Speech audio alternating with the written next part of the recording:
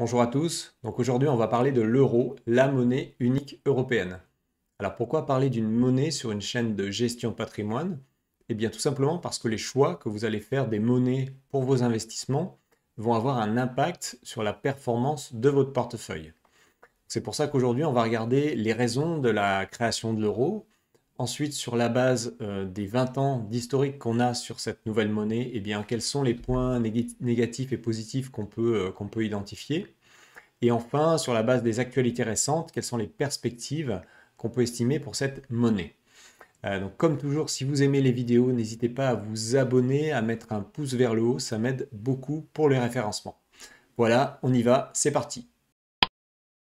La création de l'euro a commencé en 1992 avec le traité de Maastricht, dans lequel il était prévu la mise en place de cette monnaie unique. Et c'est seulement à partir de 1999 que les banques ont commencé à utiliser cette monnaie. En revanche, les particuliers, eux, ont dû attendre 2002 pour l'utiliser, c'est-à-dire que vous avez pu commencer à voir les billets très concrètement et les pièces de monnaie en janvier 2002. Donc pour comprendre à quoi ça correspond exactement, cette mise en place, on peut dire que c'est un transfert de la souveraineté monétaire des États vers l'Union européenne, donc c'est-à-dire à un niveau supérieur. Concrètement, les banques centrales de chacun des pays n'ont pas été supprimées. En fait, il a été créé une entité qui s'appelle la BCE, qui est en réalité légalement une filiale de toutes les banques centrales de chacun des pays et qui coordonne la BCE, la politique monétaire de la zone euro et dont le principal rôle est le contrôle des prix, c'est-à-dire le contrôle de l'inflation. Donc vous allez voir que cette zone euro n'est pas unique dans le monde. On voit ici sur une carte qu'il y a pas mal d'autres zones monétaires, c'est-à-dire d'ensemble de pays qui utilisent la même monnaie. On a par exemple l'exemple en Afrique du franc CFA, qui regroupe quand même pas mal de monnaies. Alors après, on a la zone Singapour-Brunei, par exemple la zone du dollar australien. Alors souvent quand même, vous allez voir qu'il y a un très gros pays et en fait une liste de petits pays qui viennent s'adosser et utiliser la même monnaie. C'est la même chose pour la livre sterling autour de l'Angleterre et du UK, de l'Inde également avec le Bhoutan et le Népal, même chose avec la Nouvelle-Zélande, le franc suisse par exemple avec le Liechtenstein qui utilise également le franc suisse, et les États-Unis, bien sûr, avec une liste de petits pays ou îles qui utilisent également le dollar américain. Mais vous voyez que la zone euro, qui est ici, est la seule où il y a une telle hétérogénéité des pays, avec plusieurs très gros pays qui utilisent la même monnaie, et donc avec une hétérogénéité, des langues différentes, des productivités surtout différentes. Et on va voir que c'est ça vraiment le point crucial. Quelles sont les raisons qui ont amené à créer la monnaie unique européenne? Alors pour avoir les réponses à cette question, sur ce site viepublique.fr, donc du gouvernement français, on va avoir des éléments détaillés.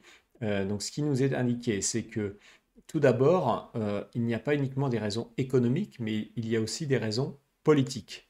Donc il décompose entre les deux parties, d'abord pour les raisons économiques. Ce qui est indiqué, c'est une lutte contre le coût des opérations de change, très bien.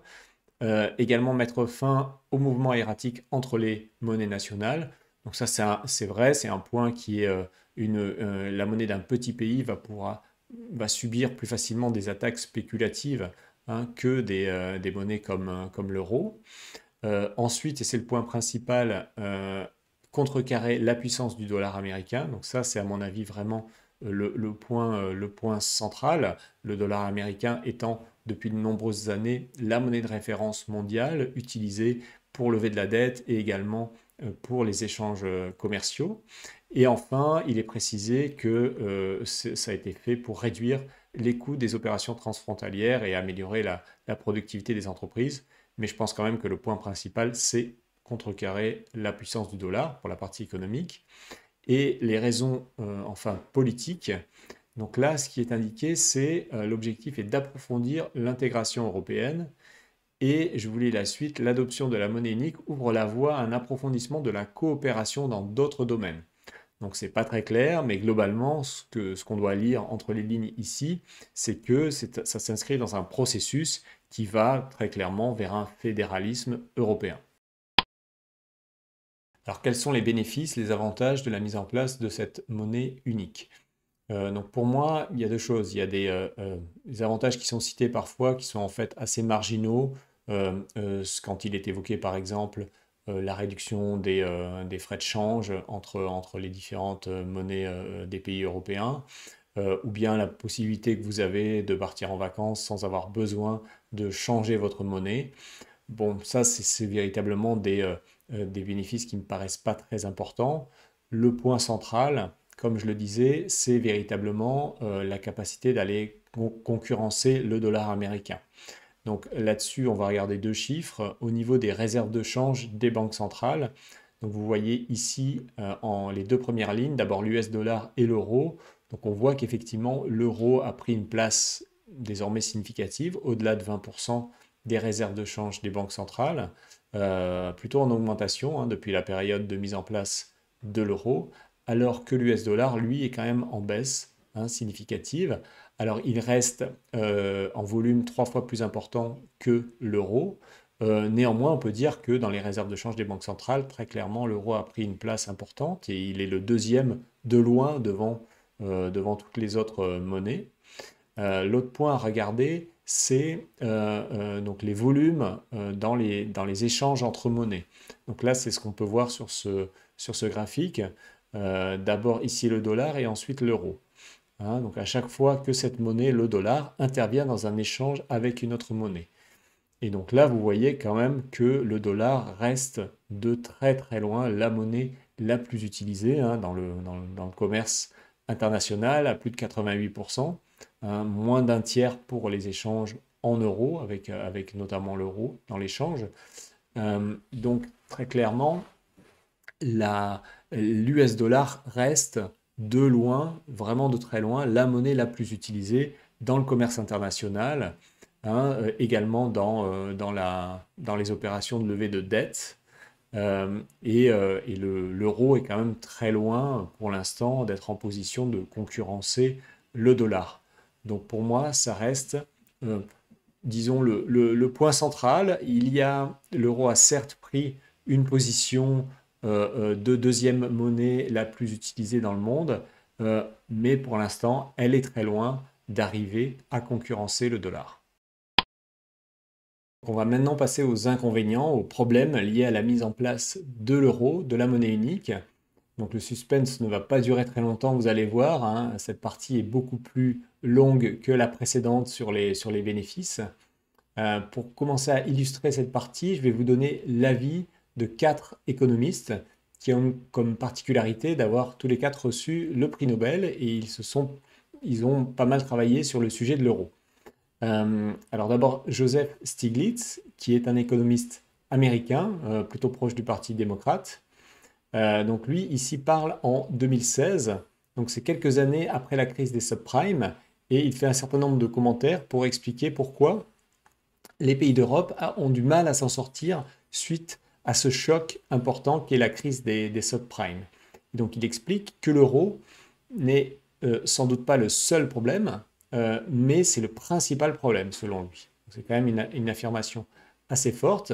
Le principal problème qui explique que les pays d'Europe n'arrivent pas à s'en sortir après cette crise des subprimes. Et il ajoute que normalement, le principe d'une monnaie, c'est justement de permettre d'ajuster l'économie en cas de choc, ce qui là, visiblement, avec l'euro, ne fonctionne pas correctement.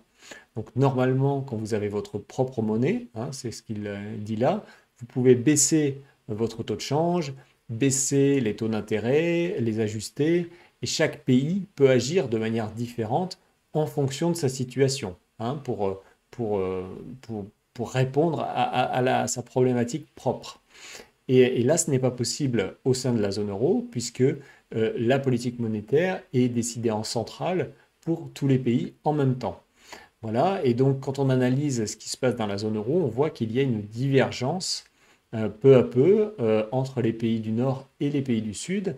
Les pays du Nord qui ont pu développer très fortement leurs exportations en utilisant une monnaie qui pour eux est sous-évaluée, alors que les pays du Sud doivent utiliser une monnaie qui pour eux est surévaluée, et cela détruit peu à peu leur tissu industriel.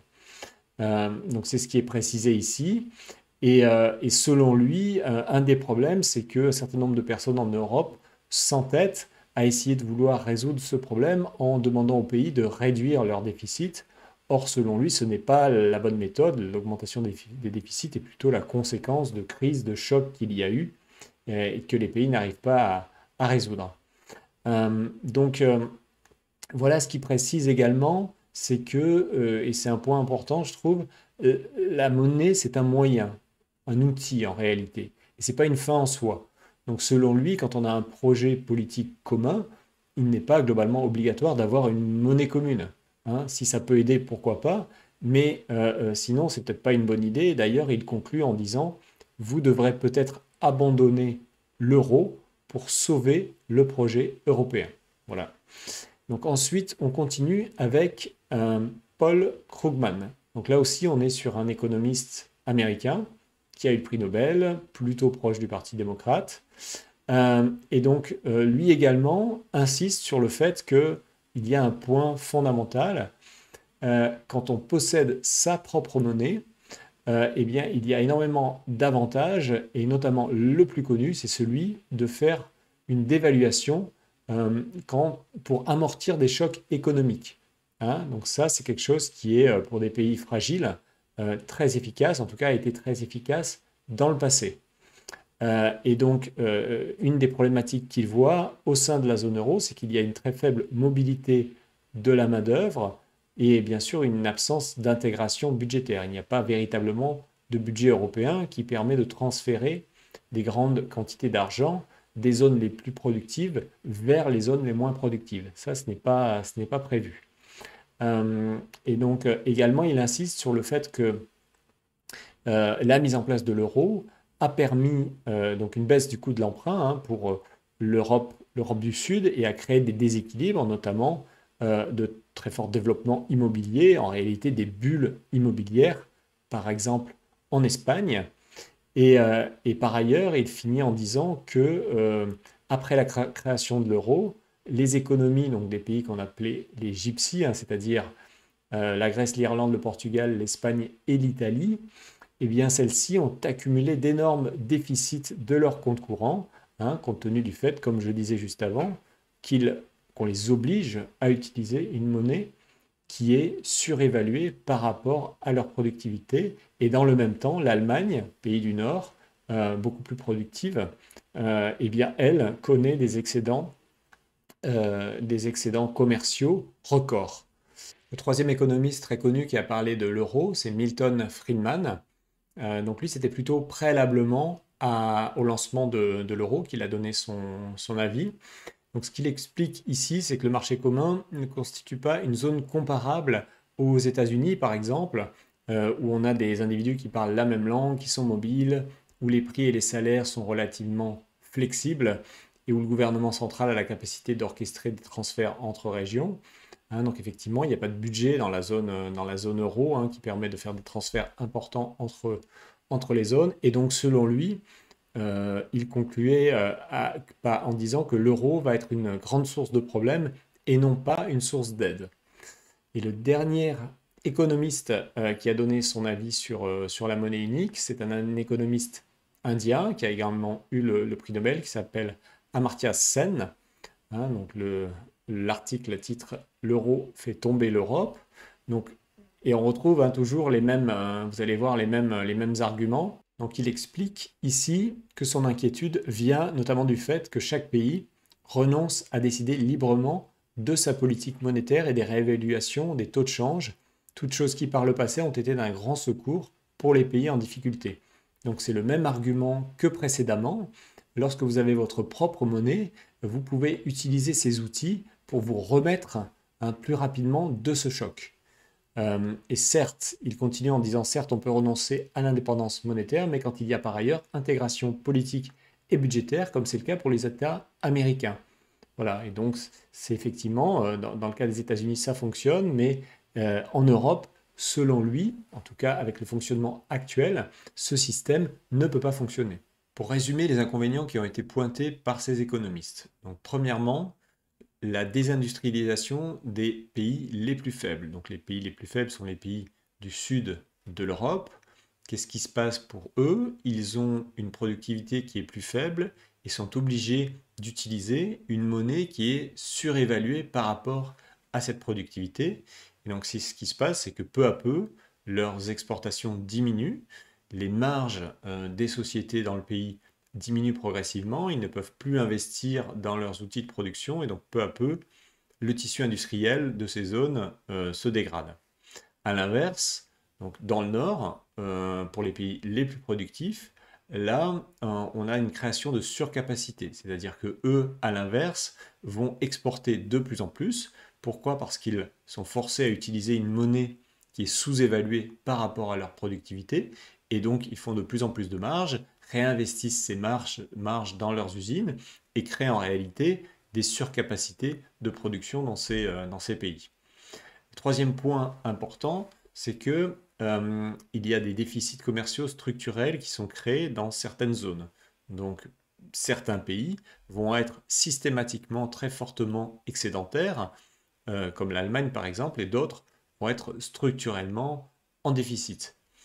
Et enfin, le dernier point, c'est que pour les pays les plus faibles, ce qu'on observe, c'est qu'il y a progressivement une baisse du PIB, une hausse du chômage qui devient structurelle, des déficits publics importants et une hausse continue de l'endettement du pays. Cette hausse étant facilitée, voire incitée, par en fait, pour les pays les plus faibles, des taux d'intérêt qui sont pour eux anormalement bas. Et donc ils sont incités à toujours s'endetter plus. Voilà pour le tableau. On va maintenant regarder très concrètement dans les chiffres ce que ça donne. Pour illustrer d'abord la désindustrialisation de l'Europe du Sud, là j'ai choisi un graphique où on a une comparaison entre l'Allemagne et l'Italie au niveau de l'indice de la production industrielle. Hein, donc j'ai ramené les indices des deux pays à 100 pour l'année 99, qui est vraiment l'année initiale de début de l'utilisation de l'euro par les banques. Et donc vous voyez sur ce graphique qu'il y a vraiment deux périodes. Il y a une période avant la mise en place de l'euro, avant 99, où globalement les productions industrielles des deux pays se suivent plus ou moins. On a même l'Italie qui est un petit peu plus, hein, l'Italie est en bleu, un petit peu plus performante que l'Allemagne, hein, c'est-à-dire qu'elle rattrape son retard, on le voit jusqu'en 99. Et après, on a vraiment une divergence très forte entre les deux pays. L'Allemagne continue sa progression tranquillement, alors que l'Italie, elle, va baisser de manière assez significative. Alors, on va regarder les détails. Là, vous voyez qu'on est à 100 pour les deux pays, hein, et in fine, on arrive donc pour l'Allemagne à 123, hein, donc même presque 124, donc 24% de hausse, alors que pour l'Italie, on descend à 84, donc on a une baisse de 16%. Donc si on cumule, hein, les deux, au final, l'écart qu'on a entre les deux pays est de 40. Hein. Si on compare au point de départ à 100, ça veut dire qu'on a créé un écart de 40% entre les deux pays. Donc c'est vraiment un écart qui est énorme, hein, entre les deux pays, entre l'Allemagne et l'Italie. Maintenant, on va prendre l'exemple de la balance commerciale. Donc là, pour cet indicateur, j'ai choisi de comparer la France avec l'Allemagne. Donc là, ici, vous voyez un graphique de la balance commerciale française. Et donc, vous voyez, on a la mise en place de l'euro, hein, qui est à peu près ici, à cette date-là, autour de l'année 2000.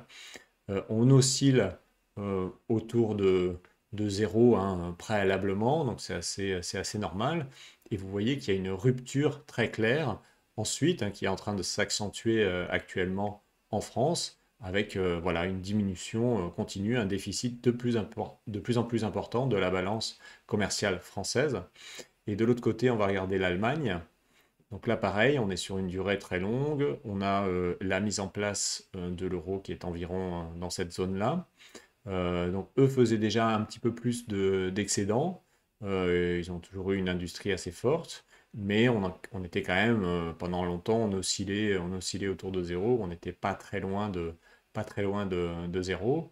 Et donc là, vous voyez ce qui s'est passé ensuite. Il y a vraiment eu une explosion hein, de l'excédent commercial de l'Allemagne. Donc là, ils ont un petit peu plus de difficultés en ce moment parce que leurs importations augmentent beaucoup à cause du prix du gaz. Mais néanmoins, avant ce problème-là, vous voyez que vraiment la balance commerciale était excessivement excédentaire. Au niveau du taux de chômage, là je vous propose de comparer l'Espagne à l'Allemagne. Donc ici on est sur le graphique pour l'Espagne. Donc on est à peu près ici au niveau pour la mise en place de l'euro. Donc vous voyez qu'ils étaient dans une phase de baisse du chômage qui est reparti très fortement à la hausse ensuite et est resté quand même à des niveaux très élevés, en fait assez comparables à ce qu'ils avaient avant. Donc il n'y a pas vraiment eu d'amélioration du taux de chômage pour les Espagnols. Si on compare à l'Allemagne, donc ici, on était environ dans cette zone-là pour la date de la création de l'euro. Et donc, vous voyez qu'après quelques années, en fait, ils ont eu leur taux qui a commencé à diminuer et qui n'a pas arrêté de diminuer vraiment quasiment jusqu'à aujourd'hui, hein. Donc, pour eux, on est vraiment sur une tendance baissière pour les Allemands après la mise en place de l'euro. Et enfin, on va regarder le ratio entre la dette des États et le PIB. Donc là, j'ai pris mes quatre pays en fait, la France, l'Espagne et l'Italie pour représenter le sud, hein, la France étant dans le sud dans ce cas-là, et l'Allemagne de l'autre côté. En France, donc vous voyez, on a eu une hausse continue hein, de ce ratio. On est maintenant à un peu plus de 110. En Espagne, c'est un peu la même chose, même s'il y avait eu un creux ici, on est monté quasiment à 120. Pour l'Italie, identique, hein, même s'il y a des oscillations, on a une hausse continue et on se situe aujourd'hui au-dessus de 150%. Pour ce qui est de l'Allemagne, on est donc à des niveaux nettement inférieurs. Aujourd'hui, on est autour de 70. Donc il y a eu une hausse effectivement là ces deux dernières années, à partir de 2020. Néanmoins, ce qu'on peut voir, c'est que suite à la crise des subprimes, vous voyez, donc c'était monté en 2010 assez haut, et ils sont vraiment arrivés à réduire hein, significativement leur endettement jusqu'à 2019 ici, alors que si vous comparez la même période, donc 2010-2019, pour les autres pays, eh bien vous allez voir qu'à chaque fois, ces pays-là n'ont pas amélioré hein, leur endettement. Au contraire, l'endettement a systématiquement, dans tous les autres pays, pendant la même période, significativement augmenté. Voilà, donc encore une fois, un exemple de déséquilibre entre eh bien, les pays du Nord et les pays du Sud. L'indicateur majeur pour suivre les déséquilibres au sein de la zone euro, c'est l'indicateur des balances Target 2. Donc ça représente globalement une balance des paiements au sein de la zone euro. Alors, une remarque préalable pour expliquer. Donc, normalement, quand vous êtes un pays et que vous évaluez votre balance des paiements, vous l'évaluez vis-à-vis de l'ensemble des autres pays, hein, donc du reste du monde. Et cette balance des paiements est normalement à zéro. Dans le cas de la zone euro, c'est un peu particulier parce que c'est un groupe de pays qui utilisent la même monnaie. Et donc, ce qui se passe, c'est que chaque banque centrale va mesurer cette balance des paiements vis-à-vis des autres banques centrales de la zone. Et donc, à la fin, elle va pouvoir être en positif ou négatif. Et il se trouve qu'au moment de la création de l'euro, il n'a pas été prévu un mécanisme qui permet de ramener, pour chacune des banques centrales, les balances des paiements à zéro au sein de la zone euro. Et donc, il peut se créer des déficits ou des excédents pour chacune des banques centrales. Par exemple, ici, vous voyez que pour l'Allemagne, il se crée année après année des excédents de plus en plus importants, hein. Là, on est au-delà de 1000 milliards d'euros, donc de balance Target 2 pour l'Allemagne, alors que pour d'autres pays, on a ici par exemple l'Espagne en rouge et en vert l'Italie, on a de plus en plus de déficit des balances Target 2.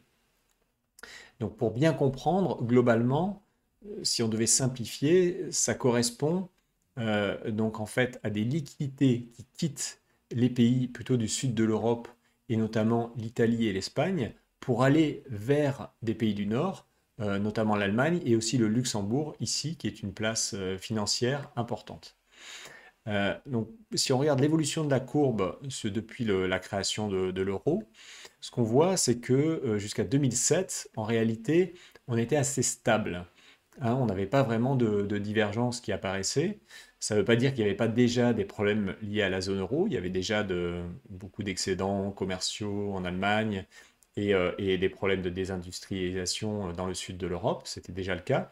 Néanmoins, il n'y avait pas encore de tension sur les marchés. Et en fait, ce qui se passe à partir de 2007, c'est qu'on a la crise financière, suivie de la crise des dettes souveraines européennes ici, ce qui amène en 2012 à avoir une réponse très forte de la BCE, ce qui calme les marchés. Et ensuite, on a l'impact du programme de rachat d'actifs de la BCE pour des montants vraiment colossaux. C'est le programme également appelé Quantitative Easing, ici pendant cette phase-là, qui continue à augmenter les divergences au niveau des balances Target 2. Alors le point, c'est que donc on voit qu'il y a des tensions sur les marchés. Ça peut aussi, ces balances Target 2 qui ne sont pas ramenées à zéro, créer des tensions politiques entre les pays. Donc l'Allemagne considère par exemple que son solde positif pourrait être considéré comme une créance et vis-à-vis des pays qui sont débiteurs et qu'elle pourrait la réclamer cette créance à tout moment. Et quand on sait que la créance pour l'Allemagne est supérieure à 1000 milliards d'euros, on voit bien que c'est quelque chose c'est un montant qui est pas du tout, qui peut pas être remboursé par les pays débiteurs. C'est beaucoup trop élevé. Et là, sur ce site, on voit une position. Alors, c'est un site du gouvernement, du ministère de l'économie donc français. Et donc là, vous allez voir qu'ils essaient de rassurer, forcément. Ils expliquent que les déséquilibres actuels de la balance Target 2 reflètent bien davantage les différences de taille des places financières européennes, donc notamment Allemagne et Luxembourg, plutôt que des tensions sur les marchés ou une fragmentation du marché interbancaire. Bon, certes, mais néanmoins, il conclut l'article en disant ces soldes devraient se résorber avec la fin progressive des programmes de rachat de la BCE et plus généralement au fur et à mesure des progrès de l'union bancaire et de l'union des marchés des capitaux. Donc ça veut quand même dire que ces écarts qui sont constatés ici sur les balances Target 2 ont vocation à totalement se résorber et aller vers zéro. Et c'est vrai que si on regarde le début de la crise financière, c'était il y a maintenant 14 ans, et on n'est absolument pas dans une phase où on commence à voir une tendance d'inversion sur ces écarts des balances Target 2. Donc pour moi, cet indicateur reste vraiment l'indicateur principal à suivre si vous voulez évaluer la stabilité de la zone euro. On a vu que de nombreux déséquilibres sont apparus suite à la mise en place de la zone euro. Et donc, face à ces problèmes, l'Union européenne et la BCE ont mis en place successivement plusieurs types de solutions. Alors, ça a commencé en 2012, suite à la crise liée aux dettes souveraines européennes, crise qui a commencé en 2010 avec la Grèce, et ensuite qui s'est étendue à d'autres pays, notamment l'Italie et l'Espagne. Vous voyez par exemple ici l'Italie, avec le spread de taux entre l'Italie et l'Allemagne. Et cette différence de taux est vraiment partie en hausse très significative ici en 2011-2012, en dépassant 5%. Donc ça correspondait vraiment au cœur de la crise des dettes souveraines. Les investisseurs paniquant, estimant qu'il y avait un risque que la dette de ces pays-là ne soit pas remboursée, voire un risque d'explosion de la zone euro. À ce moment-là, la BCE a décidé de mettre en place ce qu'on appelle le mécanisme européen de stabilité. Donc c'était en juillet 2012 et ça correspond globalement à des prêts de refinancement faits aux pays qui étaient en difficulté en échange de réformes. Donc globalement, souvent en échange d'austérité pour ces pays. Ça, c'était la première solution proposée. Ensuite, on a eu à partir de 2015 ce qu'on appelle la politique monétaire non conventionnelle. qui comprend notamment le quantitative easing. Ça correspond globalement à des programmes d'achat faits par la BCE. Hein. Donc, et ce qui est important ici de noter, c'est que pour la première fois, la BCE a commencé à acheter des dettes souveraines. Donc, je ne sais pas si vous savez, mais dans les traités, ce qui est précisé dans les traités européens, c'est que normalement, la BCE ne peut pas acheter directement de la dette souveraine d'État. En fait, elle a contourné, la BCE, cette interdiction en achetant cette dette sur les marchés secondaires. C'est-à-dire qu'il y avait un premier investisseur qui achetait la dette au moment de l'émission, et ensuite, la BCE pouvait la racheter juste après via le marché secondaire. On peut voir ici le programme justement de rachat d'actifs de la BCE évoluer en regardant le bilan de la banque de la BCE. À partir de 2015, vous voyez ici, on était environ à 2000 milliards de total d'actifs détenus par la BCE. Et aujourd'hui, on est quasiment à 9000 milliards. Donc on a multiplié par plus de 4 la taille du bilan de la BCE. Une des conséquences de cette politique monétaire a été de faire baisser les taux sur les marchés, les taux des obligations souveraines, et notamment pour les taux allemands, ils sont en réalité devenus négatifs à partir de 2015. Donc on va regarder ça sur ce graphique. Donc vous voyez ici, on a basculé en territoire négatif à partir de l'année 2015, et depuis on y est resté en réalité. Et ça, c'est un point significatif. Vous voyez que ce n'était jamais arrivé avant, donc c'est vraiment une nouveauté. Il faut bien comprendre ce que ça veut dire. Un taux d'intérêt, ça représente une compensation pour l'incertitude du futur. Donc en réalité, quand vous dites d'un point de vue financier que vous mettez en place un taux d'intérêt négatif, ça veut dire que vous considérez que le futur est plus certain que le présent. Ce qui est bien évidemment aberrant et qui dure aujourd'hui depuis un certain nombre d'années. En fait, il a été nécessaire de faire baisser de façon globale les taux d'intérêt en Europe parce que les pays les plus faibles, à savoir notamment l'Italie et l'Espagne, ne pouvaient pas supporter, compte tenu de leur économie et le volume de leurs dettes, ils ne pouvaient pas supporter des taux d'intérêt très élevés. Ils avaient besoin de taux d'intérêt extrêmement bas, donc à peine supérieurs à zéro. Et comme pour l'Allemagne, l'Allemagne est un petit peu moins risquée, donc elle doit avoir des taux d'intérêt un peu inférieurs, eh bien c'est ce qui explique qu'elle a dû basculer en territoire négatif. Alors ça, c'est vrai que ça a eu également des effets pervers sur notamment le système bancaire de l'Union européenne, parce que le business model des banques, lui, est basé sur une marge qui est réalisée sur les taux d'intérêt qu'ils facturent à leurs clients, particuliers ou entreprises, sachant qu'ils ont des coûts fixes souvent d'environ 2% des montants qu'ils prêtent. Eh bien, ça veut dire que dès que les taux d'intérêt qu'ils facturent baissent en dessous de 2%, eh bien à ce moment-là, ils font plus de marge du tout. Et c'est ce qui a été observé. Il y a eu une baisse très forte du cours de bourse des établissements bancaires de l'Union européenne. La dernière solution qui a été mise en place, en réalité qui est en train d'être mise en place en 2022, s'appelle le mécanisme anti-fragmentation. Donc là, on n'a pas encore tous les détails de ce mécanisme. Donc c'est la BCE qui est en train de le mettre en place. Le principe, c'est globalement d'attendre des remboursements d'obligations souveraines des pays les plus solides, les pays du Nord, et ensuite d'utiliser cet argent pour l'investir en rachetant de la dette des pays du Sud.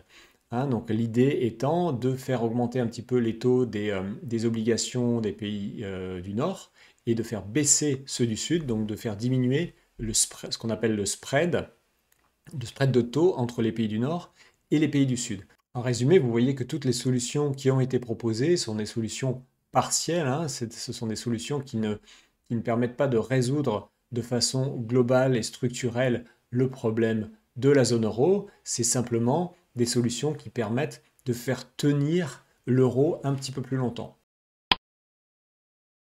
Que peut faire aujourd'hui la BCE? Alors c'est vrai que si on analyse un peu la situation actuelle de l'euro et de l'inflation surtout, qui continue à être assez forte à la fois en Europe et aux États-Unis, eh bien on a un peu l'impression que la BCE est dans une sorte d'impasse. puisque normalement l'inflation qui augmente en ce moment eh bien, devrait obliger la BCE à relever ses taux. Ce n'est pas le cas pour l'instant, elle est toujours à zéro, comme vous pouvez voir ici. Ensuite, eh bien, si elle fait une hausse trop importante des taux, cela sera intenable pour les pays fragiles du sud de l'Europe. Donc elle peut le faire peut-être un petit peu, mais vraiment pas de manière très forte.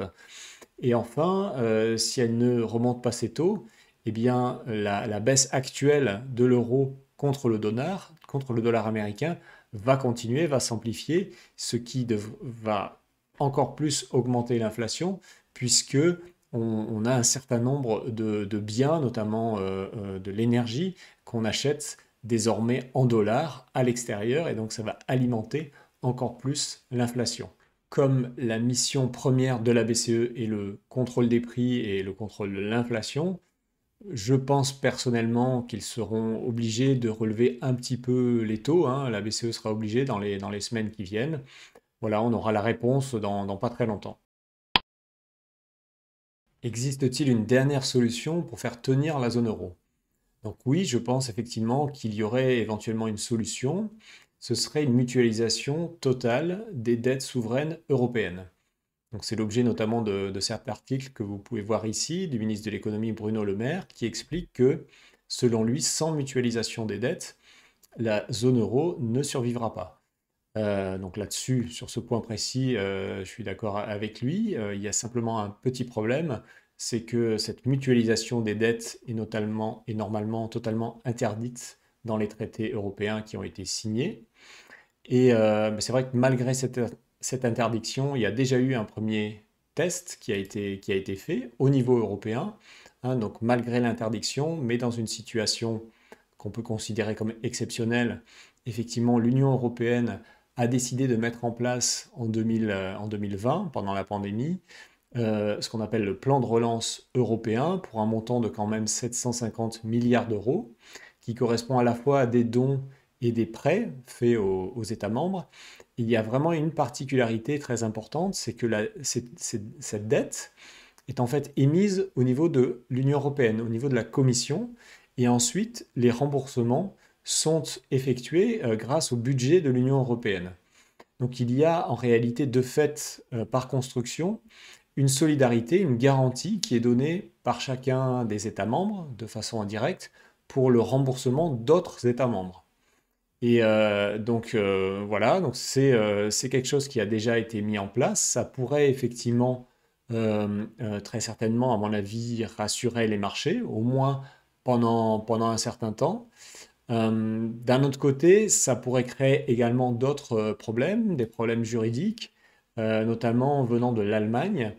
Donc d'abord, il n'est pas sûr que les Allemands acceptent, hein, de se porter garant pour le remboursement d'une dette des pays du Sud.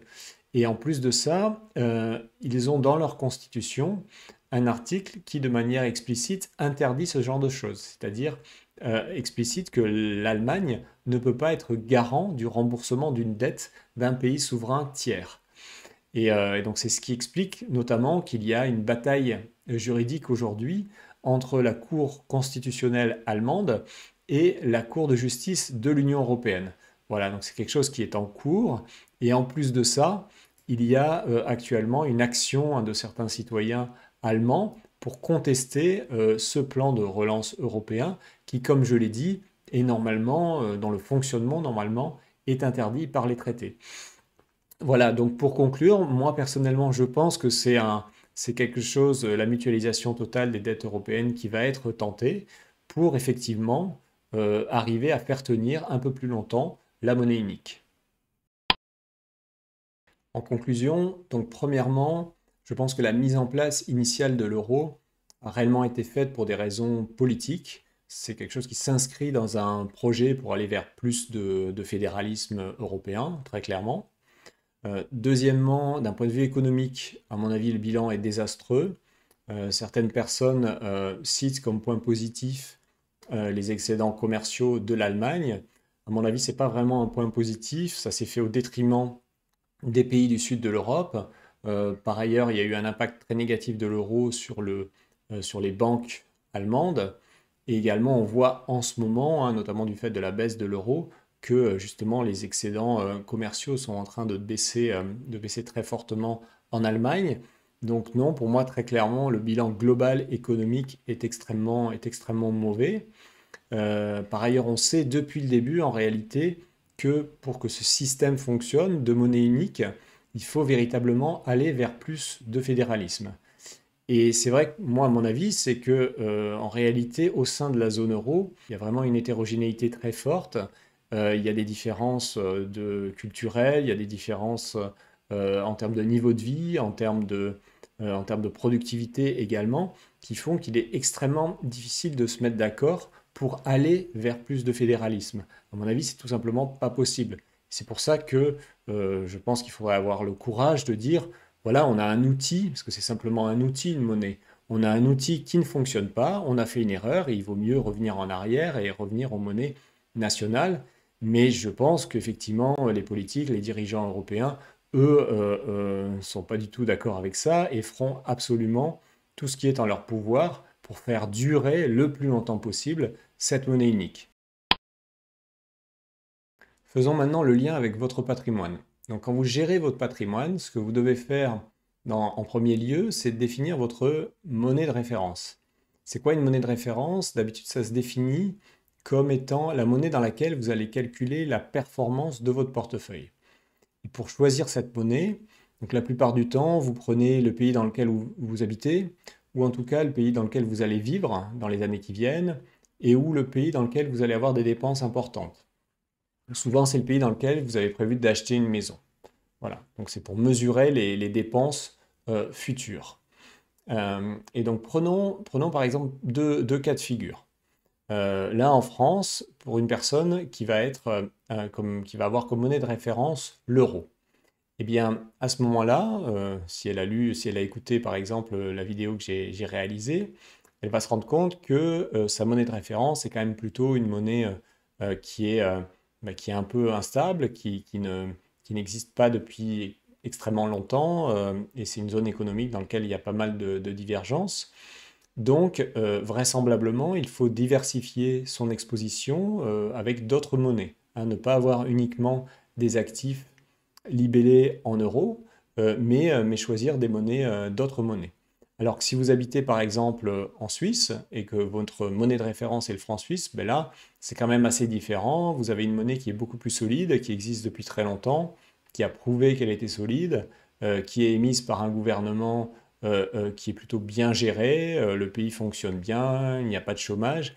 Donc c'est quand même un peu moins problématique. Vous pouvez diversifier effectivement vos monnaies, mais ça va être moins nécessaire, on va dire, que dans le cas d'une personne qui a l'euro comme monnaie de référence.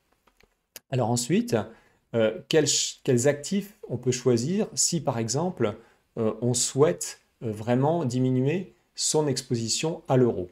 Donc je vais prendre différents cas de figure. Donc par exemple la partie cash, hein, la partie en compte courant, et bien là tout simplement il faut avoir la capacité d'ouvrir des comptes dans des monnaies qui ne sont pas l'euro, donc avoir un compte bancaire, hein, à un endroit où il vous autorise à acheter des US dollars, des livres sterling, etc. Et de les avoir disponibles directement sur votre compte. Deuxième chose, par exemple, pour des obligations. Donc là, il peut y avoir des obligations souveraines, donc des obligations d'État, ou alors des obligations de société. Eh bien, ce qu'il faut bien comprendre dans le cadre des obligations, c'est que le sous-jacent, en réalité, c'est une monnaie. C'est-à-dire que quand vous investissez dans une obligation d'entreprise, en réalité, vous n'investissez pas réellement dans l'entreprise. Le seul lien avec l'entreprise que vous avez, c'est si jamais la société fait défaut et ne vous rembourse pas. Mais sinon, si tout se passe bien, ce que vous allez récupérer, c'est une certaine monnaie, hein. Donc c'est la monnaie dans laquelle est libellée l'obligation et vous allez recevoir les paiements des intérêts et du capital dans cette monnaie. Donc dans ces cas-là, il faut choisir des obligations qui ne sont pas libellées en euros, tout simplement. Et pour le cas des actions, c'est un peu différent. Par exemple, si vous investissez dans une société qui va avoir tout son chiffre d'affaires et tous ses coûts en euros, et bien là, vous allez vous retrouver quand même assez exposé à une éventuelle baisse de la monnaie euro, hein, par rapport à d'autres monnaies. Donc là, pour éviter cette situation-là, vous avez deux options, ou bien vous achetez des sociétés qui vont être basées dans la zone euro, mais qui vont faire leur chiffre d'affaires majoritairement à l'extérieur de cette zone euro.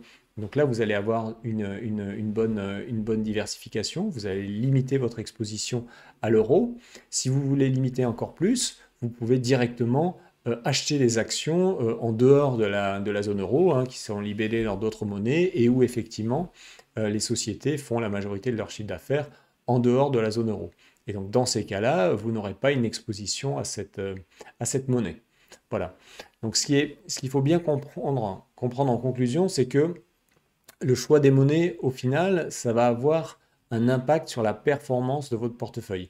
Il peut y avoir parfois des variations vraiment extrêmement fortes entre les différentes monnaies, comme on le voit en ce moment, par exemple, entre le dollar et l'euro. Hein, le dollar est en train de monter depuis quelques semaines très très violemment face à l'euro. Merci beaucoup pour votre attention. Si vous avez aimé la vidéo, mettez un pouce bleu, abonnez-vous, ça m'aide beaucoup pour le référencement. Par ailleurs, si vous voulez en savoir plus, vous pouvez vous abonner à ma newsletter gratuite. Le lien est situé juste en dessous de la vidéo. Je vous remercie encore et je vous dis à très bientôt. Ciao!